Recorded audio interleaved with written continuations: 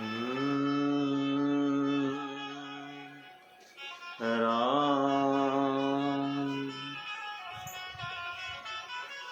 बोलिए बाल कृष्ण लाल की जय। श्रीमद्भागवत महापुराण की जय। रमतीत राम गुरुदेव जी उनतिम काल के सन, जिनको राम चरण के बंदन बार अनंत। शीश धरो गुरु चरण तल, जिन दिया नाम तत्सार। राम चरण अब रैन दिन, सुमिरे बारंबार। बोलिए सतगुरु भगवान की। आइए प्रिय भक्तों, श्रीमद् भागवत कथा आज हमें क्या संकेत दे रही है, क्या जीवन में परिवर्तन आना चाहिए इसको श्रवण करने से। सुनते हैं। कल हमने श्रवण किया कि कलयुग का प्रथम राजा और द्वापर का अंतिम राजा जो हुआ, जिसका नाम परीक्षित है,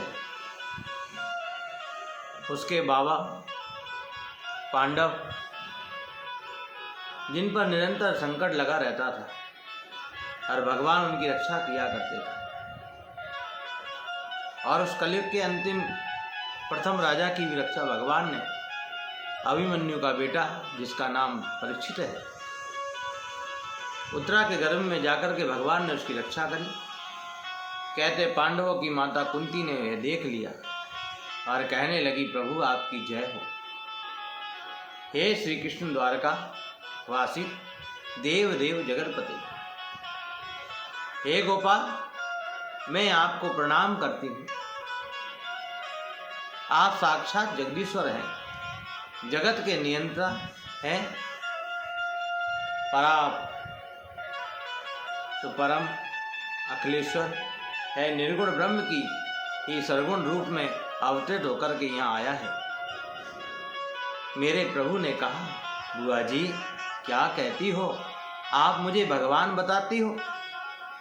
मेरे प्रभु ने कहा, बुआ जी क्या कहती हो, आप मुझे भगवान बताती हो, मुझे परमात्मा कहती हो। मैं तो आपका भतीजा हूँ, आपके भाइयों का सबसे छोटा पुत्र हूँ। कुंती बोली, यही नाटक तुम्हारा विचित्र है लाला। किसी को बुआ बनाते हो, किसी को फूफा बनाते हो, पर ये कैसे भूल जाते हो कि सबके परबाबा केवल तुम ही हो। आज प्रणाम करने से मुझे कोई रोक नहीं सकता। कन्हैया ने समस्त सवाजनों को संबोधित करके कहा, सुनो, आपने सुना, बुआ मुझे भगवान कहती है, मुझे परमात्मा कहती है। अच्छा, मैं कहता हूँ कि मैं भगवान हूँ, और मैं भगवान हूँ इसलिए आप सब कुछ मुझसे कुछ मांगिए। जिसके मन में जो आकांक्षा हो वो मुझसे मांगिए। कहते कुंती के सबसे बड़े पुत्र, जिसका नाम युधिष्ठिर है, युधिष्ठिर महाराज कहते हैं कि बस मेरे जीवन में सदैव हे गोविंद, चाहे कैसी भी परिस्थिति आ जाए पर सत्य नहीं जाए। मैं सदा सत्य पर चलता रहूं, सत्य को कभी छोड़ूं नहीं, यही आशीर्वाद मुझे दे दो, मैं यही मांगता हूँ। युधिष्ठिर के छोटे भ्राता, जिनका नाम भीमसेन है, ने कहा, गोपाल मेरी तो वैसे ही बड़ी बदनामी है, लोग मुझे केवल भोजन भट्ट कहते हैं। बस यही आशीर्वाद दे दो, उठते बैठते सोते खाते पीते प्रत्येक परिस्थिति में मैं तुम्हें याद करता रहूं। अर्जुन ने कहा, मैं तो आपको अपना गुरु मानता हूँ, ये विचार मेरे मन से कभी जाए नहीं, यही भाव हमेशा बना रहे। भगवान कृष्ण की बहन, जिसका नाम सुभद्रा है, सुभद्रा कहती है, मेरे को एक ही वरदान दे दो गोविंद। आपके चरण एक प्रकार का पिंजरा है और मेरा मन जो है ना वो राजहंस है। मेरा मन कभी हंस आपके चरण रूपी पिंजरे से आज ही जाकर फंस जावे, क्योंकि प्राणों के निकलने के वक्त अवरुद्ध हो जाता है कंठ, फिर आपकी याद कहाँ आती है। भगवान की सखी है जिसका नाम द्रौपदी है। द्रौपदी का नंबर आया। द्रौपदी कहने लगी, गोपाल, मैंने तो आपको हमेशा अपना सखा माना है। आपने मुझे सखी कहा है, बस ये सखा सखी का भाव कभी दिल से निकले नहीं, मेरे जीवन में हमेशा बना रहे। सभी ने कुछ ना कुछ मांगा, लेकिन पांडवों की माता कुंती शांत खड़ी है, परम गंभीर है। गोविंद ने मुस्कुरा करके कहा, बुआ, आपने कुछ नहीं मांगा, आप भी कोई कुछ मांगिए। कुंती बोली, मैं क्या मांगू गोपाल, मांगते तो वो हैं जिनके पास कुछ होता नहीं है। जिसको सर्वस्व पहले से ही मिला हुआ है वो क्या मांगे। गोविंद बोले, कुछ तो मांगो बुआ, मेरा देने का मन है। कुंती ने तुरंत अपनी साड़ी के पल्लू को आगे कर लिया और कहा, देना चाहते हो तो गोपाल एक ही वरदान दे दो। विपद संतु न शाश्वतं तत्र जगत गुरु भवतो दर्शनम यत सयाद पुनर्भव दर्शनम। मेरे जीवन में विपत्ति पर विपत्ति आती रहे, एक विपत्ति दूर ना हो दूसरी विपत्ति आए, दुख पर दुख मेरे जीवन में आते रहें। भगवान बोले, क्या मांग रही हो बुआ, दुख भी कोई मांगने की चीज है। कुंती ने कहा, गोपाल, जिस दुख में तुम्हारी याद आती है ना वो दुख ही सबसे बड़ा सुख है। मेरे गोविंद आवेश में आ गए, बोले, बुआ, अब ये दुख मैं तुम्हें नहीं दे सकता। जीवन में दुख के सिवाय तुमने क्या पाया। आप कुंती का चरित्र पर एक नज़र डालकर देखें। कुंती का जन्म हुआ मथुरा में सुरसेन के घर। जन्म लेने के बाद ही इनको कुंती भोज राजा ले गए। इनका वास्तविक नाम प्रथ था। कुंती भोज राजा ने अपना नाम दिया और कुंती नाम रख दिया। इनका जन्म कहीं हुआ, पालन दूसरे घर में हुआ। जिस बालक का जन्म कहीं और पालन दूसरी जगह हो उसका बचपन सुखी से व्यतीत नहीं होता। बचपन कुंती का बड़े कष्ट से व्यतीत हुआ। किशोर अवस्था को कुंती ने पार किया, विवाह हो गया। विवाह भी हुआ तो एक ऐसे पुरुष से जो जन्म से ही पीलिया का रोगी है। माद्री और कुंती दोनों उनकी पत्नी है। कुंती ने सोचा, कोई बात नहीं, मेरे लिए तो पति परमेश्वर है। पति भी मिला तो ऐसा जो पीलिया का रोगी है, और उस पति का भी कोई सुख नहीं, क्योंकि पति को ऐसा श्राप मिला है कि जब वह सहवास की कामना लेकर पति के पास जाएगा, पत्नी के पास जाएगा, तुम्हारी मृत्यु हो जाएगी। ये तो महात्मा दुर्वासा के कुछ मंत्र ऐसे दिए हुए थे जिसने कुंती जिस देवता का आह्वान करके बुलाती वो प्रकट हो जाते। उन्हीं मंत्रों के आश्रय से धर्म राजा को आमंत्रित किया। धर्म राजा की कृपा से युधिष्ठिर जी का प्रादुर्भाव हुआ। इंद्र की कृपा से अर्जुन आए। पवन देव की कृपा से भीमसेन पैदा हुआ। माद्री जो उनकी सौत है उसके लिए भी अश्विन कुमारों को आमंत्रित किया। 2 बेटे हो गए, नकुल और सहदेव। कुंती की युवा अवस्था भी सुख से व्यतीत नहीं हुई।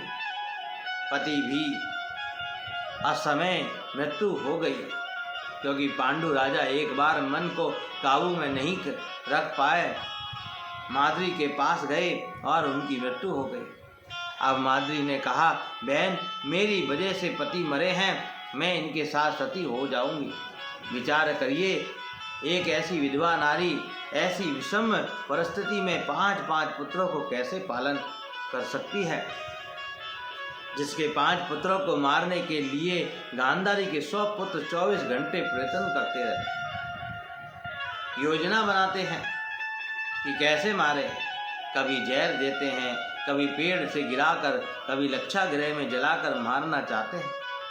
कभी कुंती की पुत्र वधू को भरी सभा में निर्वस्त्र करके अपमानित करना चाहते हैं।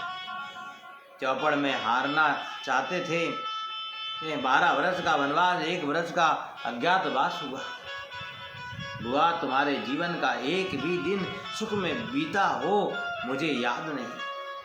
आज तुम्हारे पुत्र को सुख मिला है, विजय की प्राप्ति हुई है, युधिष्ठिर जी राजगद्दी पर बैठे हैं। मैंने आज तुमसे कुछ मांगने को कहा तो आज भी तुम्हारे मांगना तो झोली पसार कर दुख ही मांगा। कुंती कहती है, सुख के माथे शिला पड़े जो हरि हृदय से जा, बलिहारी वा दुख की जो पल पल नाम जपा। ऐसे सुख को लेकर क्या करे जो परमात्मा को भुला दे। ऐसी संपत्ति को लेकर क्या करे जो गोविंद की विस्मृति करा दे। ऐसे दुख को तो बार बार सिर पर रखना चाहिए जो हर समय भगवान का नाम याद कराता रहे, मेरे गोविंद की याद कराता रहे। इसीलिए विपत्ति अच्छी है। विपत्ति की विपत्ति नहीं कहते, संपत्ति को संपत्ति भी नहीं कहते। गोविंद को भूल जाना ही सबसे बड़ी विपत्ति है। प्रभु की याद बनी रहना ही सबसे बड़ी संपत्ति है। मानस में लिखा है, कहे हनुमंता विपत्ति प्रभु सोई, जब तब सुमिरन भजन न होई। भागवत में लिखा है, भगवान के चिंतन बिना एक भी मिनट निकल जाए उसके लिए पश्चाताप करो। मेरा ये समय व्यर्थ में क्यों निकला। माता कुंती ने इसलिए दुख मांगा। यदि दुख नहीं आता तो आज मेरी आंखों के सामने गोपाल कैसे होता। पग पग पर मेरे पुत्रों पर और मेरे जीवन में दुख आया। जब भी दुख आया तुम्हें पुकारा और तुमने आकर हमें दर्शन दिया, हमारी रक्षा करी। हे गोविंद, भगवान बोले, बुआ मैं दुख अब तुम्हें नहीं दे सकता, बहुत दुख भोगा है तुमने। कुंती बोली, कष्ट नहीं दे सकते हो तो एक काम कर सकते हो क्या। बोली, सने की डोरी को तोड़ दो। ये संसार रूपी सने की डोरी जो है मेरा अपना, इस डोरी को तोड़ दो। मेरी पत्नी, मेरा बेटा, मेरा मकान देखिए। हम लोग कभी अपनी पत्नी और बेटा के लिए भजन माला फेरने के लिए बैठते हैं क्या। मेरी पत्नी, मेरा बेटा, मेरी दुकान, मेरा ऐसा माल पर जप करते हुए किसी को देखा है क्या। पत्नी के लिए माला नहीं फेरते, फिर भी माला फेरते समय 24 घंटे उसकी याद बनी रहती है। भगवान के लिए माला फेरने बैठते हैं, फिर भी नींद आती है। तात्पर्य क्या है, पत्नी को हम अपनी मानते हैं, संसार को हम अपना मानते हैं, भगवान को अपना नहीं मानते, इसलिए माला में नींद आती है। एक सेठ जी बोले, महाराज क्या बताएं, जब भी भजन करने बैठता हूँ, माला फेरने बैठता हूँ तो नींद आने लगती है। मैंने कहा, सच बताना, नोट गिनते समय नींद आती है क्या। सेठ बोला, महाराज बनिया का बेटा हूँ, नोट गिनते समय नींद कैसे आएगी, और आती भी है तो उड़ जाती है। मतलब क्या है, नोटों को तुम अपना मानते हो, भगवान को अपना नहीं मानते। जिसको अपना मानते हैं उसकी याद हर पल बनी रहती है। इसलिए कुंती का परमात्मा के प्रति अपनत्व का भाव है। मेरा गोविंद है, मेरा कृष्ण है। आज रात्रि में युधिष्ठिर जी रो रहे थे, बड़ा रुदन कर रहे थे। गोविंद ने रात्रि भर युधिष्ठिर जी को बहुत समझाया, लेकिन उनकी समझ में नहीं आया, क्योंकि बताने वाले के प्रति सुनने वाले का जब तक आदर भाव नहीं होगा तब तक उसकी बताई हुई बातों पर गौर नहीं कर सकता। जो उपदेश गीता में श्री कृष्ण ने अर्जुन को दिए, वही वो उपदेश रात्रि भर बैठ करके उन्होंने युधिष्ठिर जी को दिए। लेकिन अर्जुन की समझ में आ गया युधिष्ठिर जी की समझ में नहीं आया। ऐसा क्यों? क्योंकि अर्जुन के मन में शिष्य का भाव है, कृष्ण को गुरु मानता है, और युधिष्ठिर जी की दृष्टि में कृष्ण बालक है, इसलिए बालक समझकर उनकी बातों पर गौर नहीं करते। कहते हैं ना, अपना समझ आए तो समझ में नहीं आता, और दूर जाकर के व्यक्ति खूब समझने का प्रयास करता है। कहने का भाव बताने वाले के प्रति आदर भाव मन में जागे, ये प्रयास करो। भगवान ने सोचा, यदि भीष्म पितामह के हृदय में प्रवेश कर उनके श्रीमुख से मैं इनको उपदेश कराऊं तो इनकी समझ में जल्दी आ जाएगा। मेरे गोविंद संबंध पांडवों को द्रौपदी के साथ लेकर भीष्म पितामह के पास आए। रोम रोम में जिसके बाण छिदे हुए हैं, सारा शरीर सैकड़ों बाणों से विच्छिन्न हो रहा है, एक एक बूंद करके जिसके शरीर से सारा रक्त निकल चुका है। जब भीष्म पितामह ने पांडवों के मध्य गोविंद को आते देखा, उनके नेत्रों में से आंसू झड़ पड़े। मन ही मन गोविंद को प्रणाम किया, हाथ जोड़कर नहीं सकते, नेत्रों से अश्रु प्रभाव हो चला। बोले, मेरी मृत्यु को सुधारने हेतु मेरे गोविंद का आगमन हुआ है। मैं बड़ा भाग्यशाली हूँ, मैं बड़ा पुण्य आत्मा हूँ, क्योंकि अंत समय दुनिया के लोग आते हैं पर भगवान नहीं आता, और जिनके भाग्य बड़े होते हैं उन्हीं के लिए परमात्मा अंत समय आता है। आखिरी समय चल रहा हो और संसार के लोग याद आए तो समझना हमारे जीवन में पुण्य नहीं है, पाप ज़्यादा है, और आखिरी समय में परमात्मा की याद आए तो समझ लेना कि हम पुण्य लेकर के जा रहे हैं।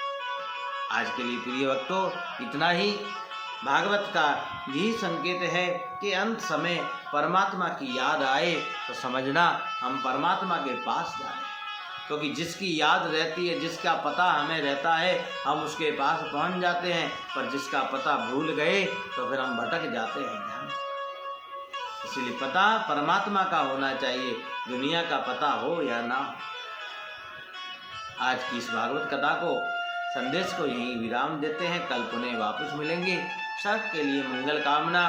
बोलिए बालकृष्ण लाल की जय। श्रीमद् भागवत महापुराण की, राम जी महाराज की।